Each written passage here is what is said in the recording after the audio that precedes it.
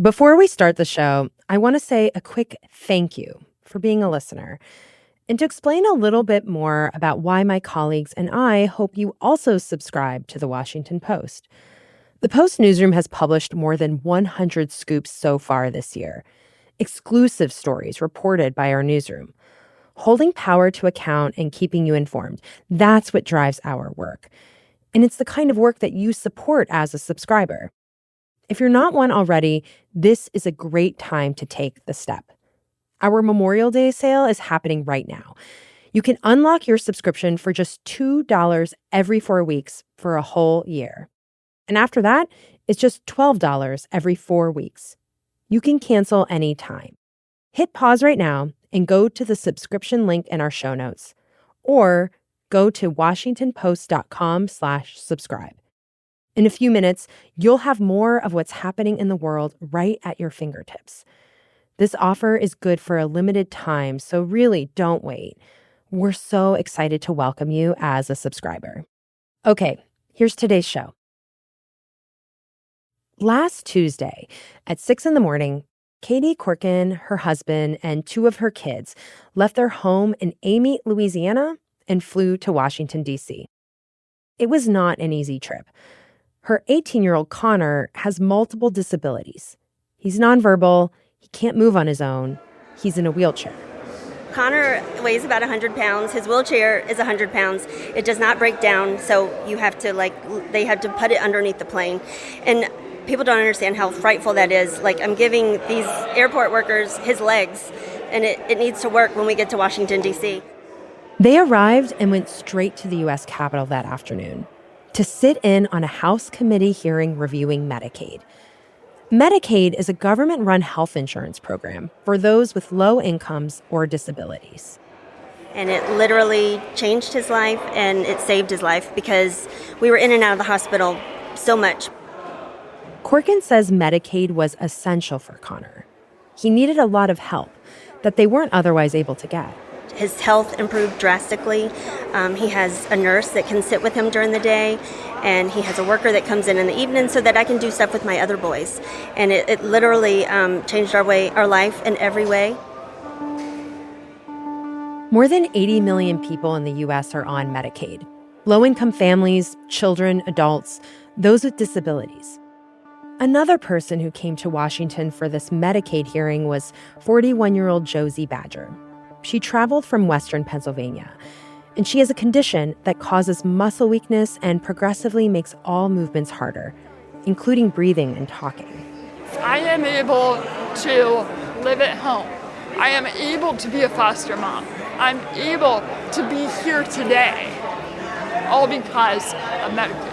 They pay for my ventilator, my wheelchair, my nursing, my personal care attendants. Every part of my life is affected by Medicaid. And I don't want to just survive on the couch. I want to thrive and be a full citizen. She and others showed up because right now, parts of Medicaid are on the chopping block. As part of President Donald Trump's sweeping tax and immigration agenda, Republican lawmakers have been proposing billions of dollars in cuts to health care. They say it's necessary to cut waste, fraud, and abuse in the system. And Republican leaders have drafted a Medicaid proposal that could affect coverage for millions of people. That proposal is working its way through Congress right now as part of what Trump has called his Big Beautiful Bill. Here's Fennet Nirapil, a national health reporter for The Post. We're on the precipice of one of the biggest changes to the Medicaid program in decades, and that can have far-reaching implications for Americans. From the newsroom of The Washington Post, this is Post Reports. I'm Elahe Izadi. It's Wednesday, May 21st. Today, we'll speak with my colleague Fennet about America's largest public health insurance program. We'll talk about the high-stakes politics around Medicaid in this moment, and we'll dig into its uncertain future.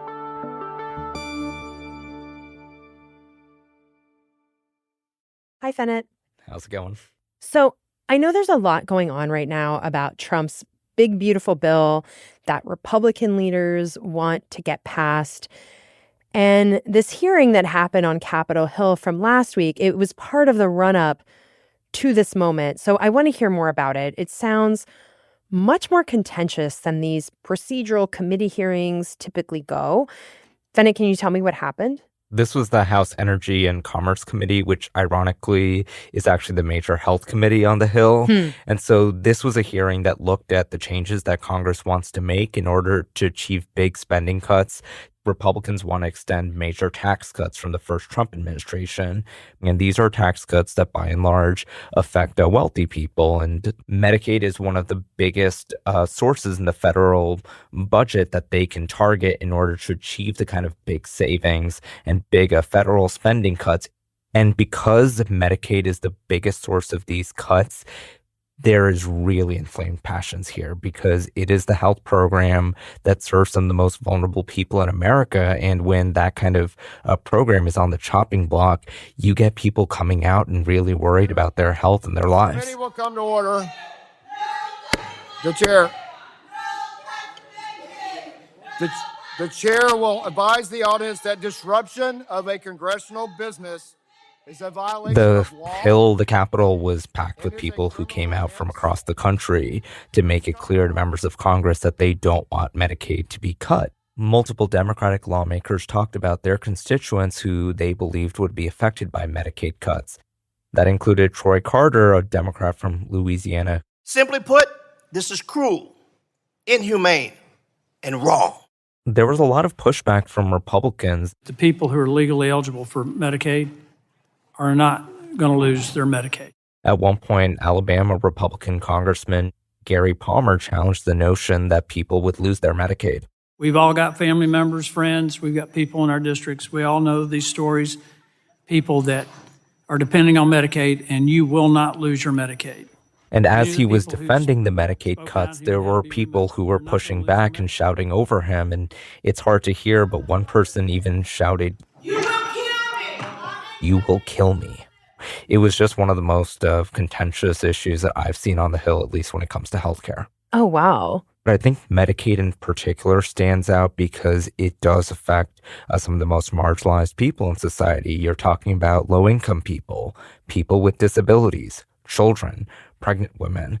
It really taps into a nerve when you're talking about healthcare for groups like that.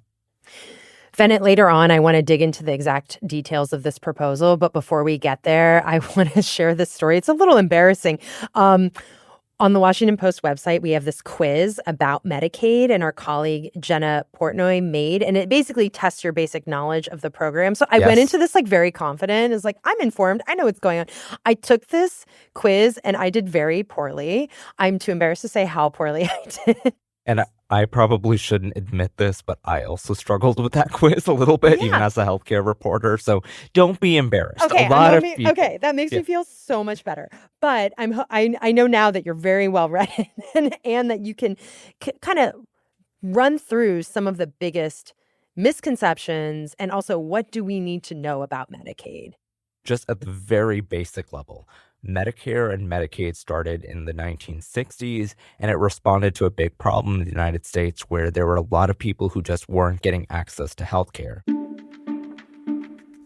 It was a generation ago that Harry Truman said, and I quote him, "Millions of our citizens do not now have a full measure of opportunity to achieve and to enjoy good health." President Lyndon B. Johnson signed it into law in 1965. We're taking such action 20 years later.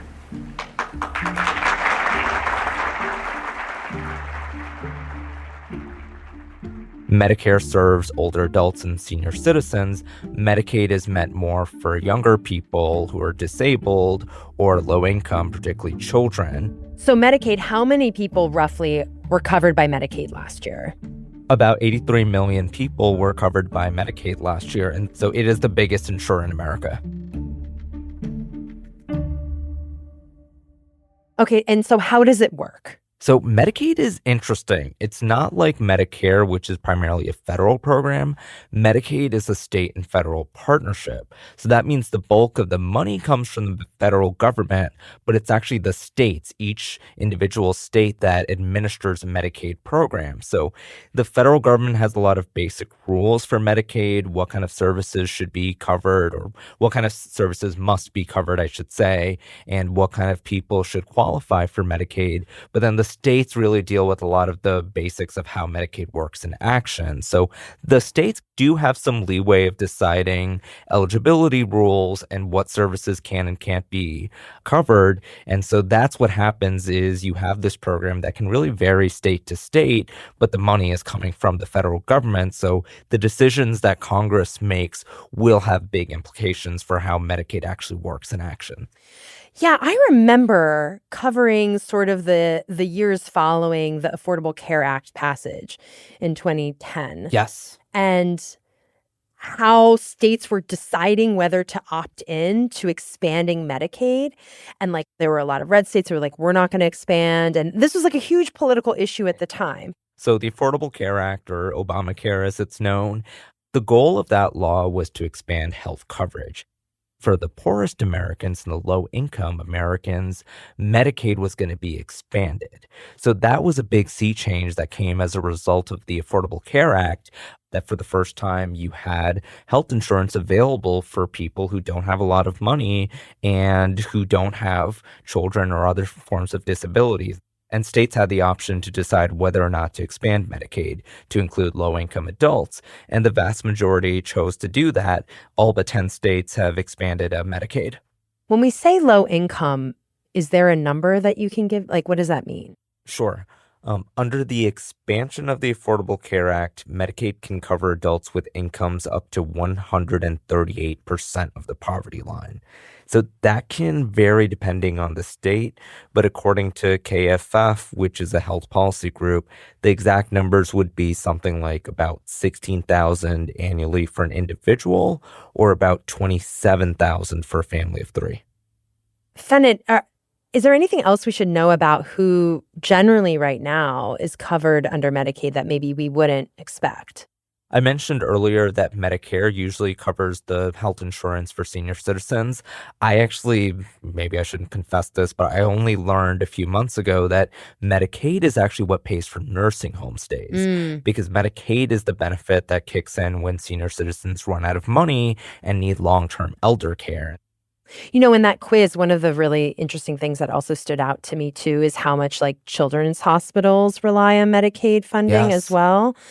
So it just makes me think about how, like, even if you're not on Medicaid, there being a lot of Medicaid dollars available could impact the healthcare that you receive because it could stress out the system. And I think for a lot of the healthcare system, you really depend on Medicare and Medicaid because, as we mentioned, there are tens of millions of people who use these programs. So especially for places like rural hospitals where there aren't a lot of people with money and there are a lot of people who don't have health insurance, you really need a program like Medicaid to keep a steady stream of income coming to those hospitals and to keep the lights on.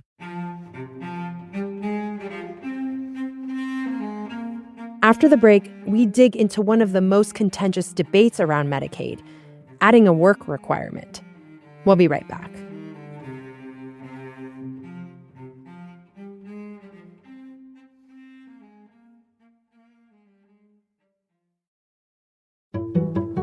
My name is Michelle Singletary, and I'm the personal finance columnist for The Washington Post. When I was growing up, I was raised by my grandmother, who was such a masterful money manager. And I watched her handle her money and talk to me about it. And I like to think that I'm the reader's big mama. There's so much information about your money out there, a lot of it wrong or inappropriate. But when you pay for a subscription to the Post, you're paying for a skilled journalist who has had years of experience, who I hope that you can trust. Your subscription helps pay for my salary. It helps pay for the illustrators, the copy editors, all the people who are involved in putting together the material that you read that could help inform your life. I'm Michelle Singletary. and I'm one of the people behind the posts.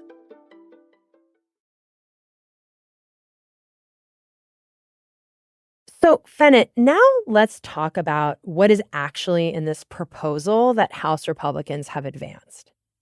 As of last week, there was $625 billion in Medicaid cuts that were passed out of the House Energy and Commerce Committee. And I'm sorry, when you give Sure. me that number, is that like a yearly number? How yeah. long of a period of time is that? I should clarify, this is over a decade. Over a So decade. Medicaid still is going to cost trillions of dollars over the next decade. So the $625 billion cut is really more about controlling the rate of growth. I see. But this cut to Medicaid would mean that we're controlling how much it increases. But still, that's going to have implications for how many people can get health care, because the way that they're trying to reduce the cost of Medicaid is by reducing enrollment in Medicaid. Okay, so talk to me about that. How are they planning to reduce enrollment in Medicaid?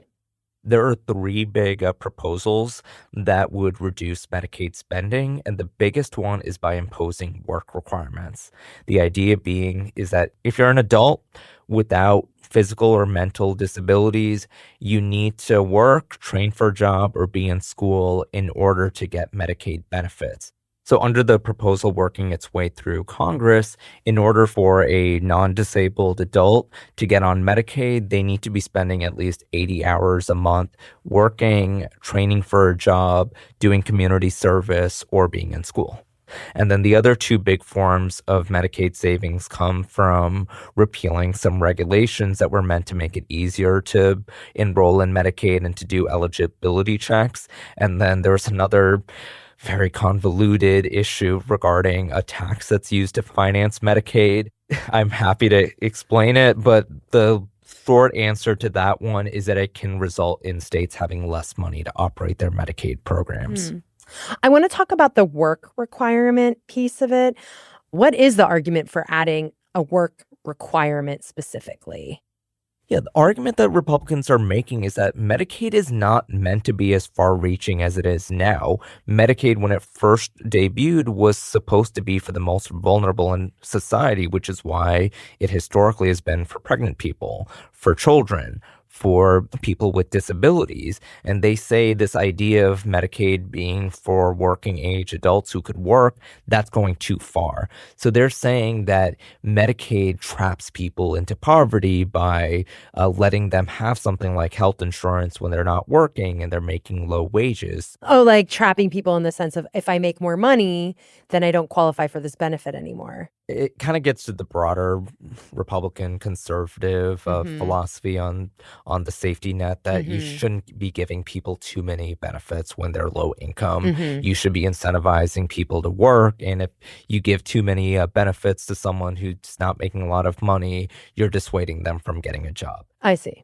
Robert F. Kennedy Jr., who's the Secretary for Health and Human Services, even made this point in a Senate hearing this week. Remaining people who are affected are able-bodied male workers, males, who refuse to get a job. I will say social science researchers say there's a lot of fundamental problems with this kind of thinking, but that is the overarching philosophy here, which is that Medicaid dollars shouldn't be going to people who could work and who could be making money to pay for their own health insurance. Are there any examples around the country, given that a lot of Medicaid is, state run, where a work requirement is already in place? So right now, the only state in the United States that has work requirements for Medicaid is Georgia. And Georgia is one of those holdout states that didn't expand Medicaid to low-income adults, but it did apply for a waiver that let it operate this program where people with low incomes could get Medicaid, but it was on the condition that they work or train for a job. Fenna, did you talk to anyone in Georgia about how this work requirement implementation went and how it impacted their lives? One person I spoke to was Heather Payne. She's a 52-year-old former travel nurse, and she really embodies what's at stake with work requirements because she did work. She was a nurse who would she worked in healthcare. Yeah, she was a nurse who worked in hospitals in Georgia and elsewhere, and she stopped working because she suffered a series of strokes. The strokes weren't caught right away. So I spent a couple of months just wondering what was wrong with me. Like, why are you having all these problems, Heather? I fell down the stairs, a couple of times and was still having headaches. So because Heather was a travel nurse, that meant that she worked on contract. So she's not a full-time employee who has health insurance around the clock. And so when she had her strokes, she was in between contracts. So she was caught at a time that she didn't have health insurance when she had a major medical crisis. And then that put her out of work and made it hard for her to get health insurance instead. And Medicaid ultimately wasn't an option for her because of the way that Medicaid is structured in Georgia.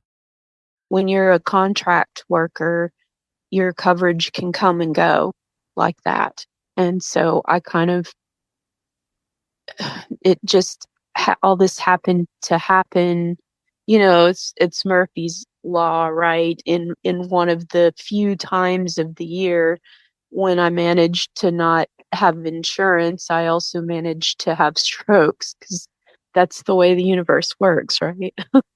She's pursuing a master's degree to become a nurse practitioner, but she says she's caught in this bind where even though she's trying to get insurance and she's trying to get back into work, she can't qualify for Medicaid because of the requirements and because of some of these bureaucratic issues. But she's in school. Doesn't that qualify her for Medicaid?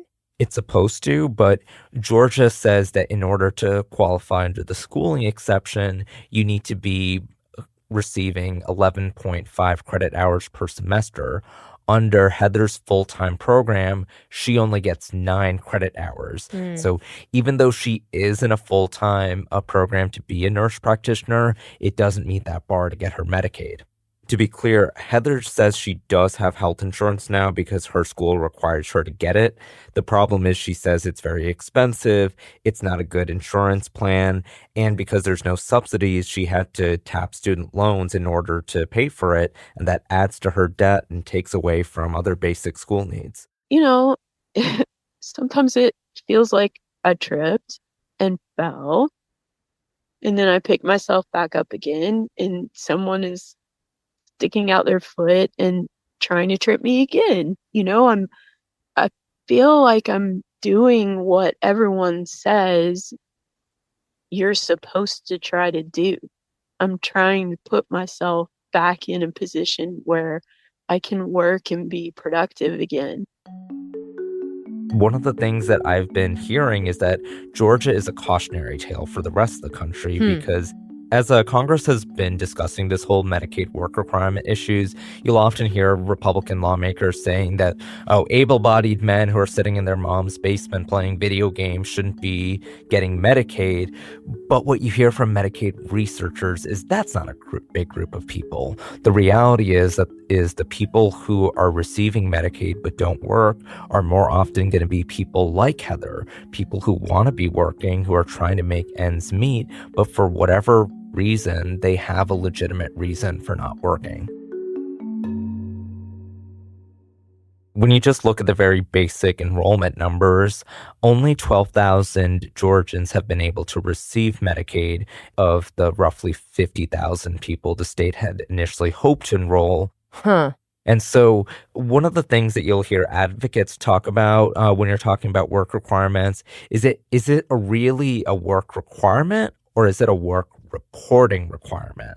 Because as Georgia rolled out this program, there were technical glitches that came up with the website that people were supposed to use to submit their documentation to prove that they were working or doing something else to meet the requirements to qualify for Medicaid. And then the state also didn't have enough staff to process all of these applications. So that was the experience in Georgia. And I want to put that into the national context. And I want to go back to the politics of Trump's big tax bill. So we started out this conversation talking about that contentious Medicaid hearing on Capitol Hill. And Fennett, I want to know, how have Republicans been trying to sell these changes to Medicaid? One of the big arguments that House Republicans are making is that their proposals for Medicaid are actually better for vulnerable Americans, because they say in order to still have Medicaid decades from now, it needs to be fiscally sustainable and it needs to be financially solvent. So their argument is that people with disabilities are more likely to continue to have access to Medicaid if you focus on getting people without disabilities who could work off of Medicaid. And they also really take umbrage to the idea that they're going after Medicaid for people with disabilities, because there's nothing in the Medicaid proposal that says explicitly we're not going to cover Medicaid for people with disabilities anymore, or they're going to give states less money. But the concern here is, what are the indirect impacts going to be? Because when you're tinkering with how Medicaid is financed, and when states are ultimately going to get less money for their Medicaid programs, the states are going to have to decide how to fill those gaps. And so the concern here is that when states are dealing with the ramifications of Medicaid cuts, then they can make decisions that result in fewer people with disabilities having access to Medicaid. So based on what you're describing, it sounds like Democrats are, by and large, very much against making any changes, or at least these changes to Medicaid, and Republicans are united in wanting changes. Is that basically it? I would agree on the first part that Democrats, by and large, are united on protecting Medicaid as is. There is more divisions within the Republican caucus. So, you have the fiscal conservatives who want to really drive down spending, but the midterm elections are coming up in 2026. So there are a lot of moderate Republicans or other Republicans in vulnerable seats who have really tough reelection campaigns ahead, and they've been balking more at the idea of cutting Medicaid. So there are divisions within the Republican caucus where there is just general agreement that we should cut spending, and Medicaid is a good source of savings, but just how far are you going to go? Because there is a political price to be paid if you're going to go after Medicaid. And Trump himself has been making this point repeatedly. And just this week, he met with Republicans in Congress and told them explicitly, do not F with Medicaid. But he is still expressing openness to going after work requirements, or rather adding work requirements and going after waste, fraud, and abuse. But we are still talking about cuts here. It's just, how are you going to advertise them? How are they going to be described to the American people? So, Fennett, where does this proposal in Congress go from here? So House Speaker Mike Johnson has said that all of Congress, so the Senate too, needs to advance this to the president's desk by July 4th, because there is a mid-July deadline before the U.S. hits its debt limit. So we are up against the clock here, trying to do this massive sweeping restructure to federal government and this massive spending cut of trillions of dollars in a matter of months here. Fennett, thank you so much for joining and spending time explaining all this. I really appreciate it. Of course, happy to. Fennett Nearapil is a health reporter for The Post. That's it for Post Reports. Thanks for listening. And remember, if you want to show your support for the show, please subscribe to The Washington Post. We've got a great deal going on for Memorial Day. Subscribe by following the link in our show notes. Today's show was produced by Alana Gordon and Rennie Svirnovsky. It was mixed by Sean Carter and edited by Rena Flores. Thanks to Lenny Bernstein and Ozzy Paybara. I'm Elahe Izadi. We'll be back tomorrow with more stories from The Washington Post.